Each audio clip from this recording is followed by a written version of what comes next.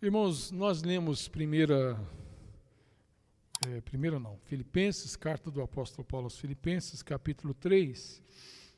Fizemos uma leitura, na leitura oficial nós lemos o texto todo. Eu quero enfatizar aqui os versos 7, 8, 9, 10 e 11. Mas o que para mim era ganho, reputei-o perda por Cristo.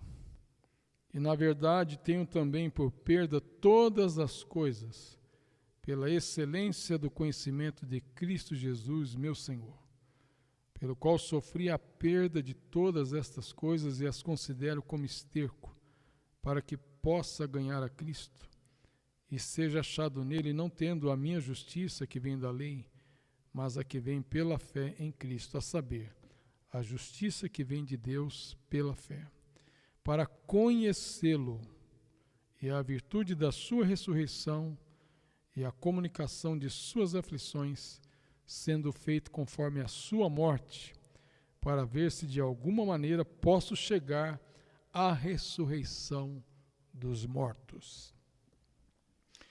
Irmãos, essas palavras do apóstolo Paulo, que eu acabei de ler, mostra uma realidade na vida do apóstolo, mostra algo que ele percebeu, algo que ele via mesmo, e que era maravilhoso demais, era envolvente demais. O conhecimento de Jesus, conhecer a Cristo, para Paulo se tornou algo para ele perseguir, mas para perseguir tanto que ele não importava o que ficasse para trás. Tal era a sua necessidade de conhecer a Cristo. Uma paixão avassaladora tomou conta do apóstolo Paulo. Irmãos, eu, pastor Davi, me sinto um pequenez, sabe? Um anão espiritual diante deste homem, apóstolo Paulo. A sua vontade, o seu desejo, a sua meta, aquilo que consumiu o apóstolo Paulo, conhecer a Cristo. Eu, Davi, não sei você, estou falando de mim. Eu tenho vergonha da minha sede por Jesus, quando comparada com a sede do apóstolo Paulo. Tem hora que eu me pergunto, será, Senhor, que eu realmente conheci o Senhor verdadeiramente? Porque quando eu me pego não querendo perder para conhecê-lo, eu me surpreendo. Quem é esse Cristo? Quando eu sinto que outras coisas disputam o meu coração com Ele, e eu cedo, então eu pergunto, que Cristo é esse que eu estou servindo?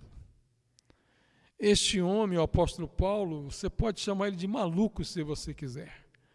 Você pode chamá-lo de alguém que está vivendo de imaginações, falta realidade, não importa o julgamento que você faz dele.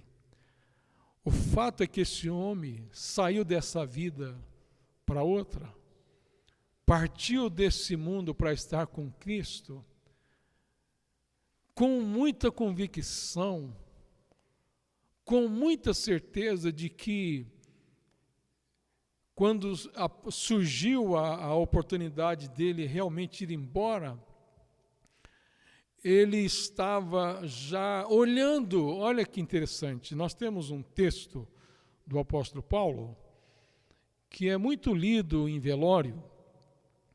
Dificilmente no velório dos nossos irmãos a gente não vê alguém lendo esse versículo, que está lá na carta de Paulo a Timóteo, quando ele diz assim para Timóteo: Timóteo, eu já estou sendo oferecido por libação. Ou seja, a linguagem que ele está dizendo: olha, vão me sacrificar, vão me matar, vão tirar a minha vida. Ele, por ser um cidadão romano, ele não sofria uma morte de cruz. Ele morre condenado por causa da sua fé em Cristo. Para ele, o único Senhor era Jesus Cristo e ninguém mais. Nenhum César romano poderia ser Senhor. Para Paulo, para Pedro, por exemplo, que sofreu também a morte por conta da sua fé em Cristo. Mas Paulo, como um judeu, ou melhor, como um cidadão romano, ele não poderia ser crucificado. Os romanos não davam esse tipo de morte para os seus filhos, né? E nós sabemos que, embora ele fosse um judeu da tribo de Benjamim, ele era também cidadão romano. Houve uma ligação dos seus antepassados com o Império Romano, quando ganha a cidadania romana, e Paulo então tem duas cidadanias, tanto judeu quanto romano. Então a morte de Paulo foi separar a cabeça do corpo dele. Ele já dizia: olha, Timóteo, eu estou sendo oferecido já. Eu não vou sair dessa prisão. Já saí de outras, mas dessa não vou sair. E Paulo realmente se despede na carta a Timóteo, quando ele escreve, e ele diz assim: já estou sendo oferecido por libação, o tempo da minha partida está próximo. Aí ele diz as palavras que nós ouvimos demais nos velórios: combati o bom combate, acabei a carreira e guardei a fé. Agora o que me resta, Timóteo, é a coroa da vida. Ele já estava mirando a coroa. Meus irmãos, um homem falar assim, sabendo que vai ser degolado, e ele está olhando depois da degola, o que esse homem tem? Quem que ele conheceu? Que Cristo é esse? Que esperança é essa? Ele chega ao final da sua vida, ele não está se importando com o processo de morte. Ele está já vendo o outro lado, ele vai conhecer o Cristo. Finalmente ele vai poder conhecer a Cristo, mirar a Cristo. A sua paixão desde que ele o encontrou na estrada para Damasco.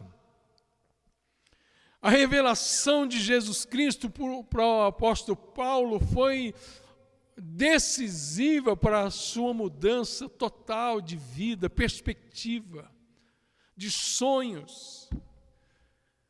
Cristo, irmãos, é para Paulo o que não é para muitos de nós. Cristo foi para Paulo o que não consegue ser para mim e para muitos de vocês que estão me ouvindo. Ele não é algo que chega para conquistar. Ele não é alguém que chega para tomar conta 100%. Os nossos corações, muitas vezes, estão divididos. Lugar para mais um Senhor. Não, Paulo está absorvido por esse Cristo. É bom lembrar, irmãos, que Paulo, outrora, foi um religioso. E um religioso zeloso. Nós lemos aqui no texto. Ele era um praticante da lei, ele era um judeu mesmo, ele tinha todo o currículo religioso. E olha que para você convencer um judeu de alguma coisa que vá além daquilo que a sua religião, aquilo que eu não diria nem tanto a lei de Moisés, mas os intérpretes da lei de Moisés, a oralidade, aqueles que tomaram a iniciativa de dizer o que a lei estava falando, você tirar um judeu desses enquadramentos é muito difícil. E Paulo, irmãos, já parou para pensar que não adiantava um Pedro ir lá em Paulo e tentar convencer ele. Não tinha entre os apóstolos alguém que pudesse chegar em Paulo e convencê-lo de que ele estava equivocado, não considerando a pessoa do Cristo. Lembra de Estevão? Estevão era poderoso no discurso. Estevão, antes de morrer, ele deu um show de defesa do Cristo. Fez defesa do Cristo usando o Antigo Testamento. Foi apedrejado. E quem que estava lá auxiliando aqueles que estavam tirando a vida de Estevão? O Saulo. O Paulo é a mesma pessoa. Alguém diz que o discurso de Estevão deixou Paulo balançado, não sei. Talvez deixou ele com a pulga atrás da orelha. Talvez ele tenha pensado, mas que jovem, quanto à ousadia deste homem, quanto ao argumento. E os irmãos sabem que Estevão foi apedrejado porque ninguém conseguia responder e contra os seus argumentos em relação a Cristo. De raiva eles apedrejam Estevão.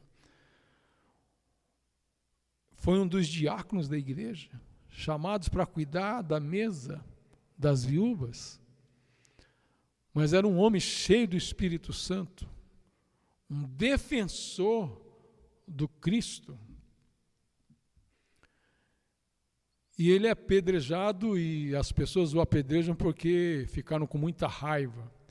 É possível que Paulo saia dali com muita raiva, tão ensandecido de raiva, de querer acabar de vez com aquela fé, acabar de vez com essa seita saída do judaísmo, acabar de vez com a proposta de Deus em Cristo e depois através dos seus apóstolos.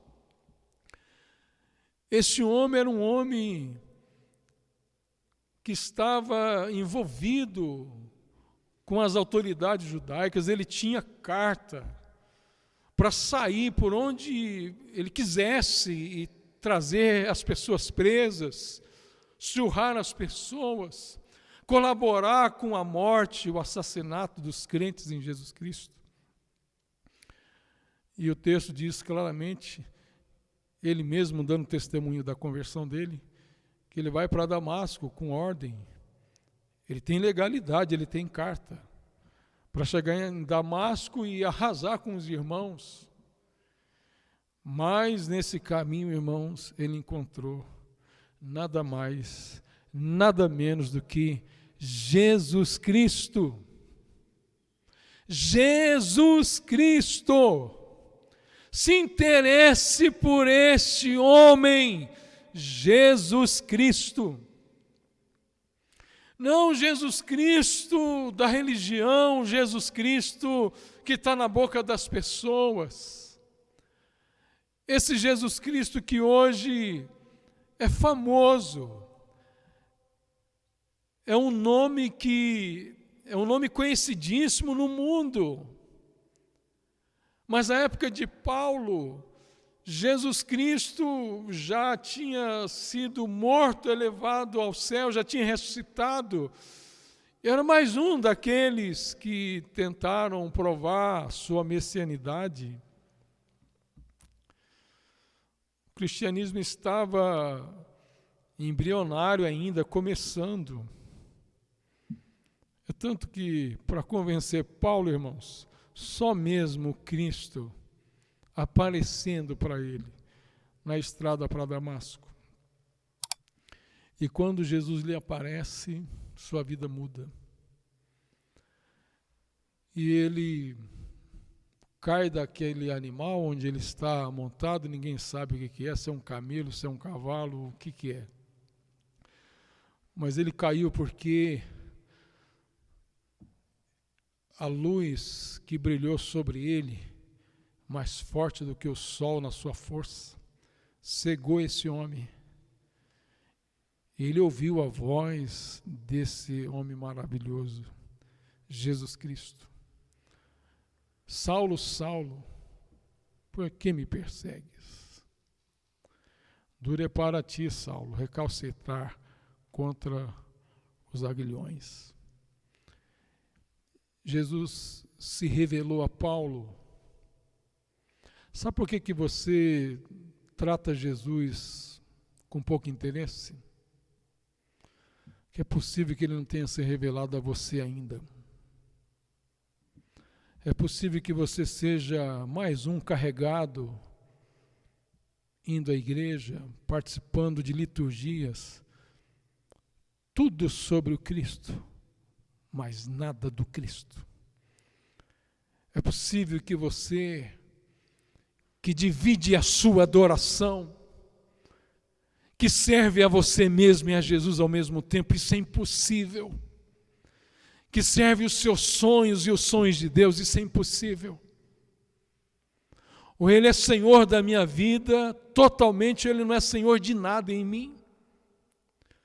Sabe por que isso? Sabe por que esse dualismo? Sirvo a Deus e sirvo a mim? Sirvo a Cristo e sirvo o mundo? É possível que o seu conhecimento e o meu conhecimento dele é um conhecimento pobre, medíocre, fragmentado. Partes dele, alguma coisa relacionada a ele. Irmãos, Paulo, ele diz, olha, eu quero conhecê-lo. Eu quero conhecê-lo. Eu não quero conhecer sobre ele, eu quero conhecer ele. Eu preciso conhecê-lo. Começou um processo de conhecimento e eu não vou permitir que pare. Eu vou até o final. Eu vou viver em função dessa descoberta maravilhosa. Então esse papo de que o irmão vem para a igreja e depois larga Jesus, conversa fiada, irmãos. Esteve com Jesus 10 anos, depois desviou. O que é isso? Que Jesus Cristo é esse? Isso é um Jesus cristinho. Um Jesus cristinho que a gente cria ele, imagina ele. Esse não é o Cristo de Paulo. O Cristo de Paulo faz isso com a gente. O Cristo de Paulo chega e conquista. Ele é conquistador dos corações. O Cristo de Paulo serve como referência para você julgar todas as outras coisas. Tudo aquilo que vale diante dele, o valor fica relativizado. Esse é Paulo. Às vezes eu ouço pessoas pregando, falando em textos de Paulo, se utilizando de versículos isolados de Paulo e falando tanta bobagem, irmãos. Que Paulo, se pudesse voltar, ele expulsaria a gente do púlpito, falando aquilo que ele nunca disse. Este homem estava tomado por uma paixão muito grande. Essa paixão tem nome, Jesus Cristo. Diga aí na sua casa, abre a sua boca, fale com o seu coração, fale o nome dele, Jesus Cristo. Mudou a vida de Paulo, irmãos. O encontro em Damasco mudou a vida de Paulo. Toda a sua construção religiosa ficou em xeque. Todo o seu currículo religioso ficou em xeque. Todas as suas obras foram pesadas na balança. E Paulo chegou à conclusão: eu não quero mais ninguém. Eu não quero me sustentar em nada mais, senão em Jesus Cristo. Jesus Cristo tomou conta do apóstolo Paulo de tal forma que ele diz, escrevendo aos Gálatas, não mais vivo eu, mas Cristo vive em mim. Ele já não conseguia viver mais.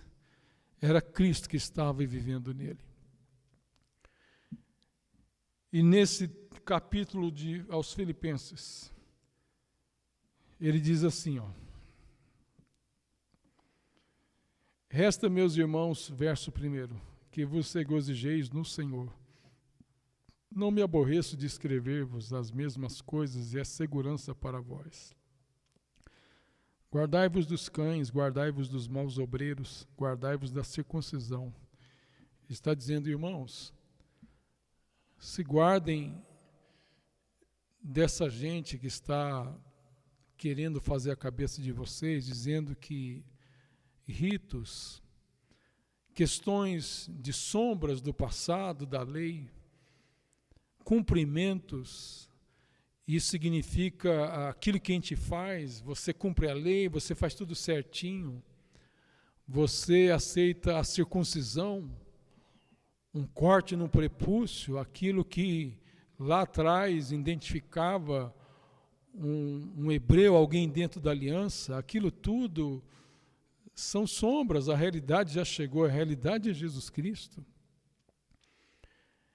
Ele, na maioria das suas cartas, ele combate a influência judaizante, que queria tirar os méritos da cruz de Cristo, tirar os méritos de Cristo, sua vida, morte e ressurreição, para apostar numa religião de obras, numa religião onde eu seguro as rédeas, onde eu chego para Deus e digo, Deus, tu tens que me abençoar porque eu sou um cumpridor da lei.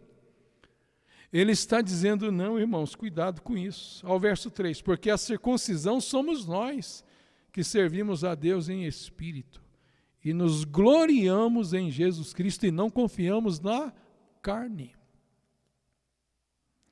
Confiar na carne aqui é apresentar as credenciais a Deus.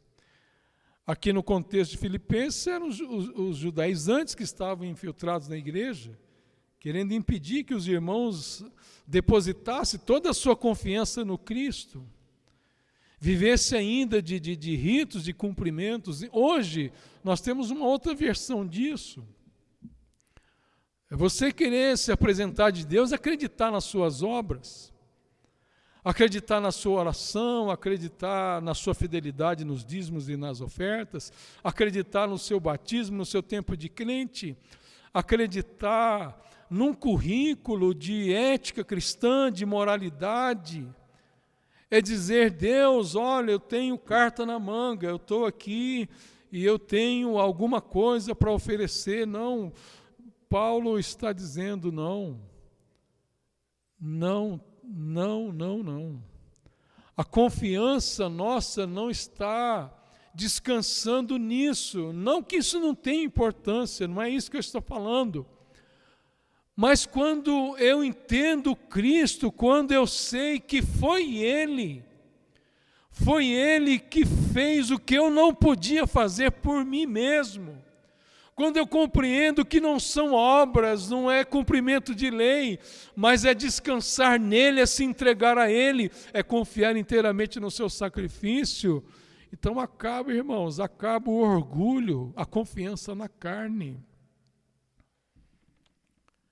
Não é o meu tempo de crente, irmãos, não é o fato de ser pastor, não é o fato de eu ter 53 anos e 53 anos na igreja sem nunca ter me desviado da igreja.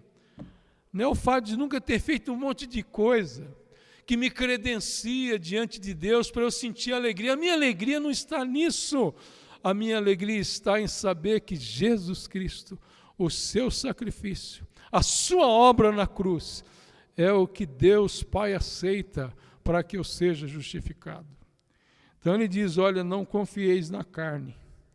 O verso 4.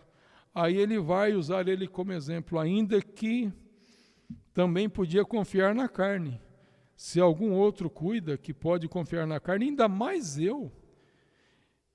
Ele está se dirigindo à igreja em Filipos, mas fazendo menção dessa perturbação judaizante dentro da igreja. E ele está dizendo, olha, eu posso falar isso porque eu não sou um gentil, eu sou um judeu. E não é qualquer judeu, não. Eu tenho um currículo, olha o meu currículo. Ainda que também podia confiar na carne, verso 4, se algum outro cuida que pode confiar na carne, ainda mais eu. A ele, não sei se ironicamente, acredito que não, mas um argumento fortíssimo, ele sabe o que ele está fazendo, ele diz assim, olha, eu fui circuncidado ao 8º dia, da linhagem de Israel, sou um israelita, eu tenho o pai Jacó atrás de mim, que teve o seu nome mudado para Israel. Eu sou da tribo de Benjamim, uma tribo considerada a tribo que deu o primeiro rei para Israel. Saul é um benjamita e Saulo é um nome que a raiz se refere a Saul, o primeiro rei de Israel. Ele tem currículo. Hebreu de hebreus, segundo a lei, fui fariseu. Eu não sou qualquer judeu que nasceu, que foi encontrado na diáspora, não. É um hebreu mesmo, hebreu de hebreus, segundo a lei, fui fariseu. Fariseu é uma palavra bonita. O que não é bonito é o que os fariseus fizeram e os seus representantes até hoje fazem. Farisaísmo. Mas a palavra fariseu quer dizer separado, santo. Tem essa ideia. Então ele está dizendo, eu fui fariseu. Segundo o zelo, perseguidor da igreja. Lembra da expressão de Davi se referindo profeticamente a Cristo? O zelo da tua casa me consome. Um judeu era elogiado pelo seu zelo, cuidado com o seu Deus, o único Deus. Quando ele mostrava zelo, ele era elogiado por isso. Segundo o zelo perseguidor da igreja, e segundo a justiça que há na lei, irrepreensível, irmãos, Paulo está dizendo, eu conhecia a lei e cumpria cabalmente todos os ritos da lei. Ele tinha um orgulho disso. Ele se sustentava nisso. E nessa sua visão, ele achou que poderia perseguir alguém que queria acabar com tudo isso, que era o Cristo. Cristo, para Paulo, antes de conhecer a Cristo, era uma ameaça à pureza da religião dos nossos pais. Esse é um desertor. E até hoje, irmãos, os judeus, os ortodoxos, eles acham que Jesus foi uma tremenda de uma farsa mesmo. Jesus Cristo que nós adoramos para um judeu hoje, ainda hoje, foi um mentiroso, não merece crédito. Então, Paulo era irrepreensível. Sabe o que é irrepreensível? Alguém que não dá moleza para você falar mal dele, cumpre a lei. Mas o que para mim era ganho, reputei-o perda por Cristo. Ele descobriu Cristo e ele percebeu que ele não podia mais se orgulhar disso, desse currículo. Não é obra mais, não é as minhas obras, não são as suas obras. Não é o que eu faço, o que você faz, não é o que a gente faz que pesa para Deus. O que pesa para Deus é a obra de Cristo. Ele está dizendo, irmãos, o que para mim era ganho, eu considerei como perda para ganhar a Cristo. Tem hora que a gente tem pouco de Cristo porque nós ainda estamos lidando com questões de obras, irmãos. Quantos de nós lá dentro está com aquele diálogo, você e você, eu e eu, aquele diálogo mais ou menos assim, poxa, mas eu sou tão crente, eu sou tão fiel, 40 anos de crente, nunca me desviei, sempre na igreja, graças a Deus, sempre na igreja, nunca fiz nada errado, pelo amor de Deus, nunca matei uma mosca, nunca que eu visse um cego na faixa que eu deixasse ele lá. Meus irmãos, vamos confessar, tem tanta coisa dentro de nós que nos impede de conhecer a Cristo, irmãos. Tempo de igreja, orgulhos idiotas, bestas que a gente desenvolve, orgulho denominacional, por exemplo. Que igreja que você é? Assembleia de Deus, igreja centenária, igreja do fogo, igreja do poder.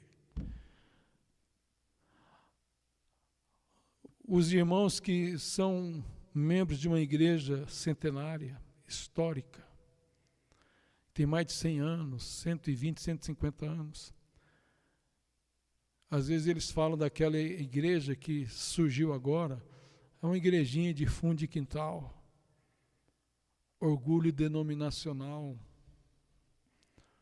orgulho da santidade, santidade própria, justiça própria. Nós temos isso, irmãos. Isso atrapalha do Cristo crescer em nós. Aí a gente fica religioso só, cumprindo regras, cumprindo ritos.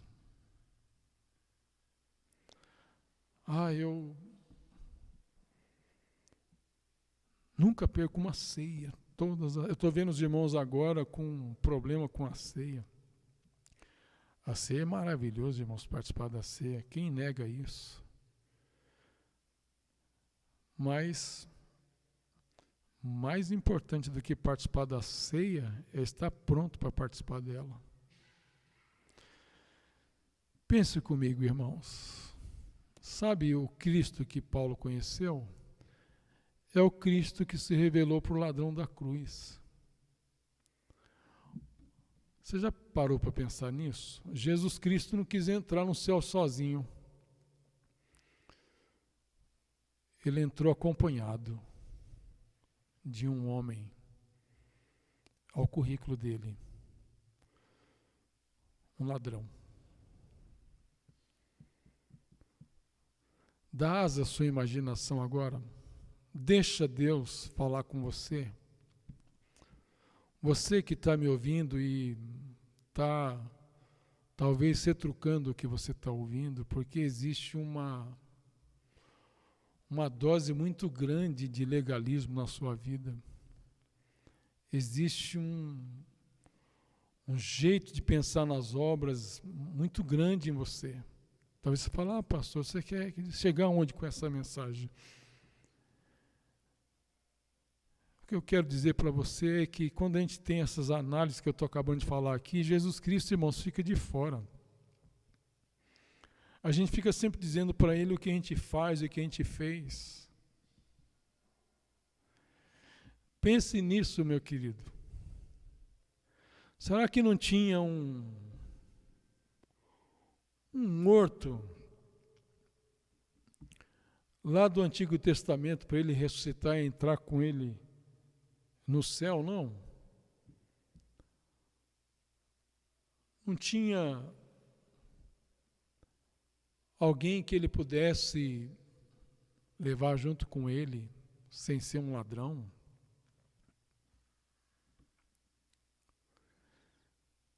Aí você pode falar, não, pastor, mas os outros que morreram estão lá com ele, sim, estão com ele, mas o que eu me refiro é o registro, né? Ficou registrado na história. O último lance de Jesus na terra, olha só que interessante. Ele salva um ladrão. E ele é enfático. Hoje mesmo, tá bom? Hoje mesmo. Você vai estar comigo no paraíso. Irmãos, que maravilha.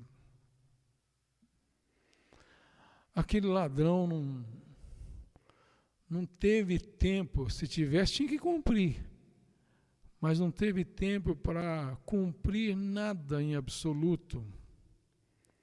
Não teve tempo de ir numa sinagoga, não teve tempo de chamar o Paulo para explicar para ele sobre o Cristo, não teve tempo de reformular as suas ações, enquanto não estava pregado naquela cruz, não teve tempo de ir lá no Jordão, quem sabe, ou numa piscina, na sua casa. A gente tem o exemplo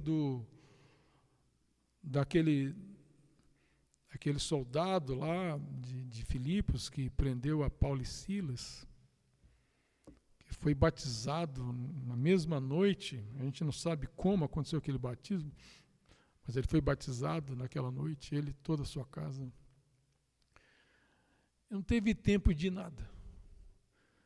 Não teve tempo de participar de nenhum culto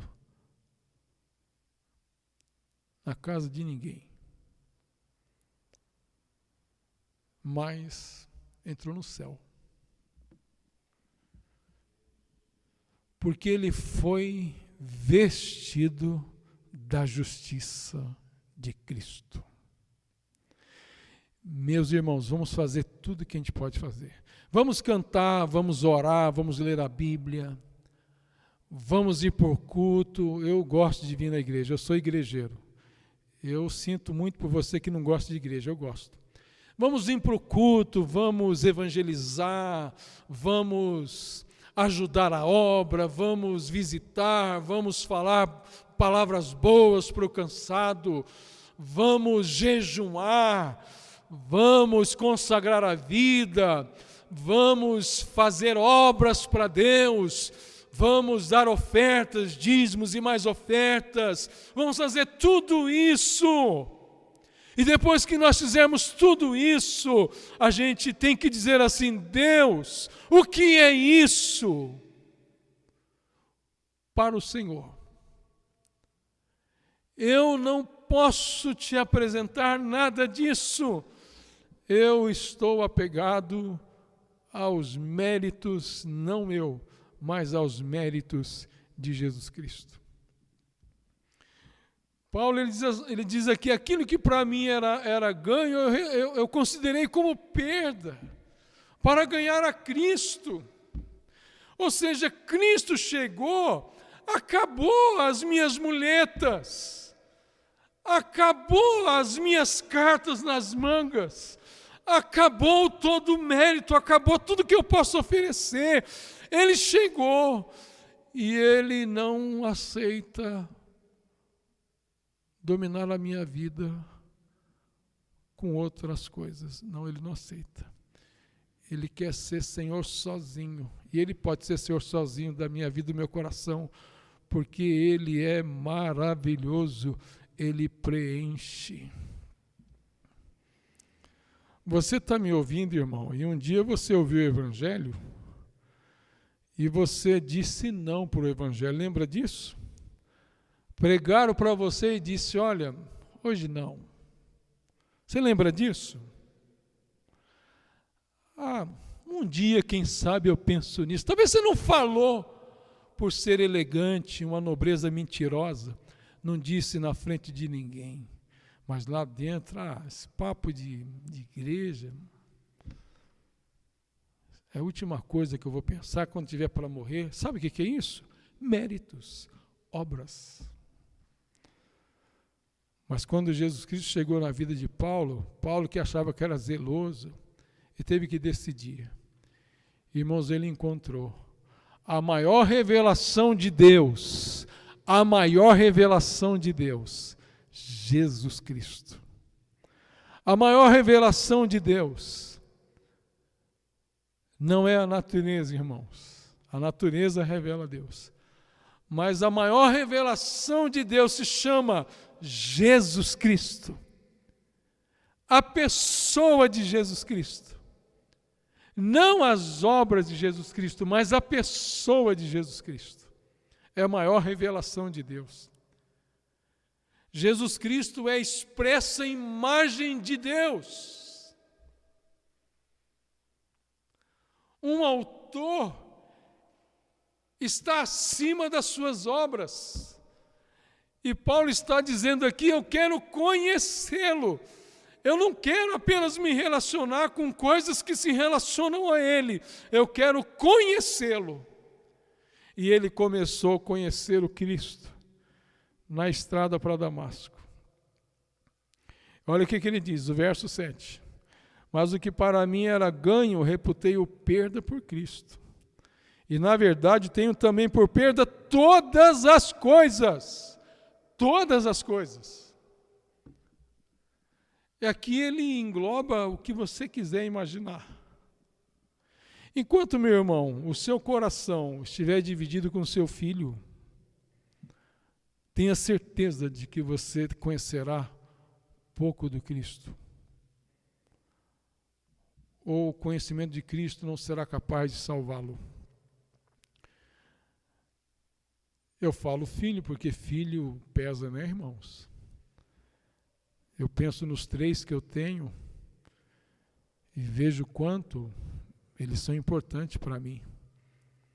Mas eles não podem assumir o lugar de Jesus Cristo. E assim, irmãos, quando a gente fala isso, você não pode falar, ai meu Deus do céu, e agora?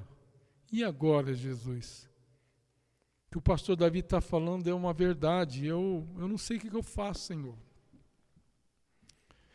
Irmãos, Paulo estava convencido de que nada mais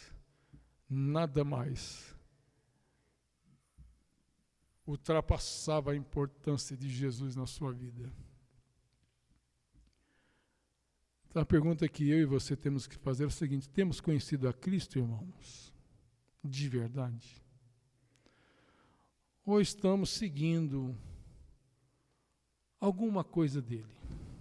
Uma obra dele, um projeto dele, mas não ele. Tudo dele, mas sem ele. Multidões seguiram a Jesus. Multidões seguiram a Jesus.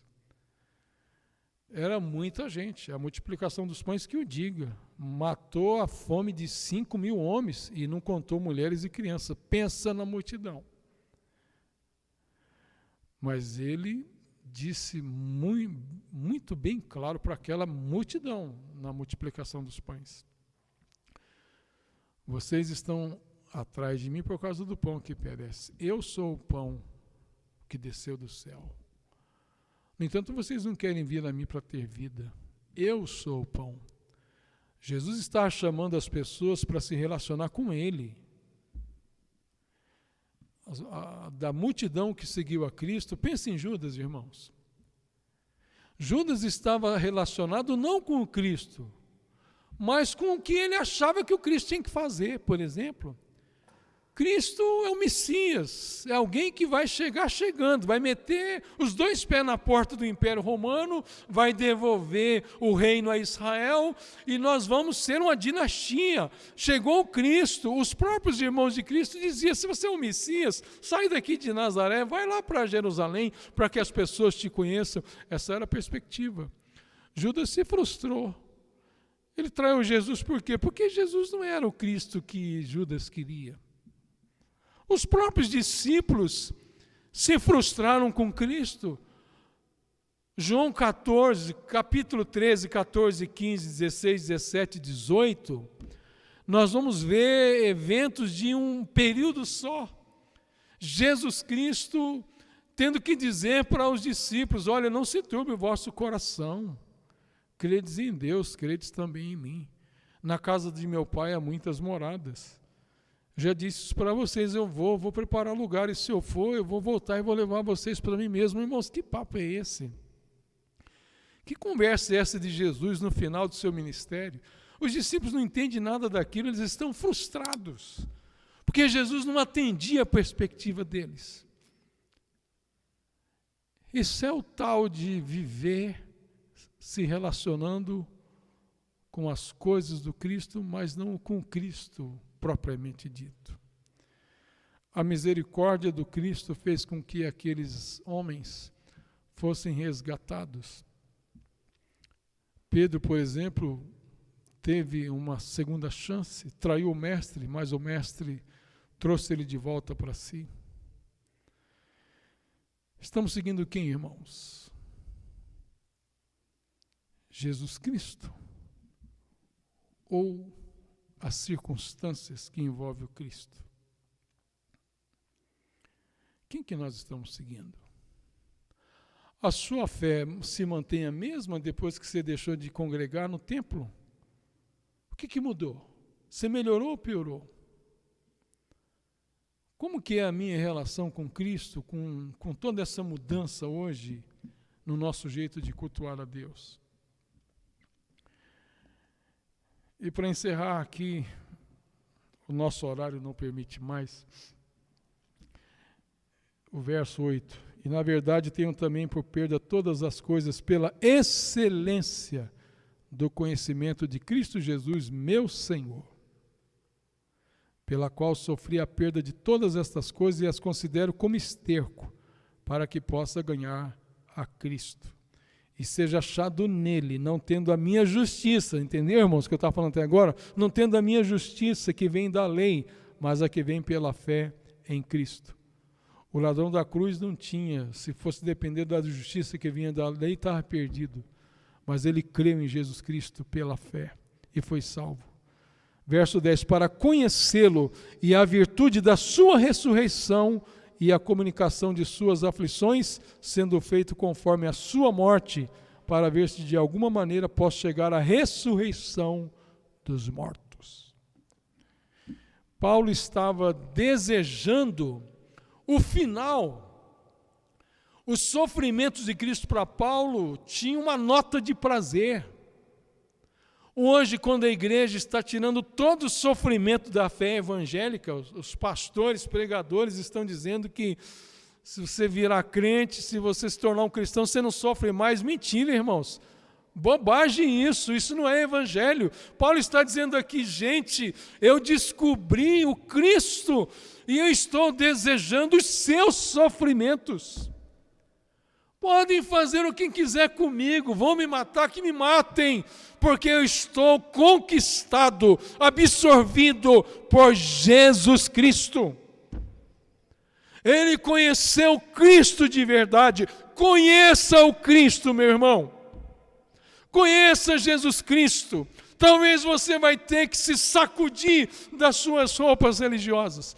Você vai ter que se desprender daquele modelo que você criou para você de fé. Vai ter que abrir mão das suas prerrogativas. Vai ter que abrir mão daquilo que você acha interessante demais para descobrir a Cristo.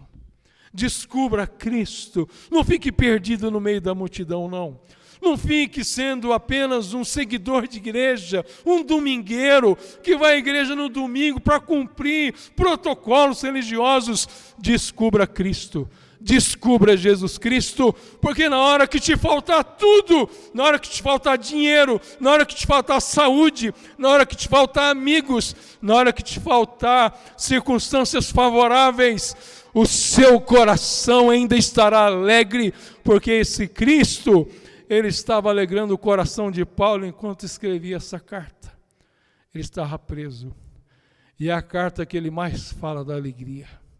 Esse homem era um homem extremamente feliz, essencialmente feliz, e não podia ser diferente, porque ele descobriu o Cristo.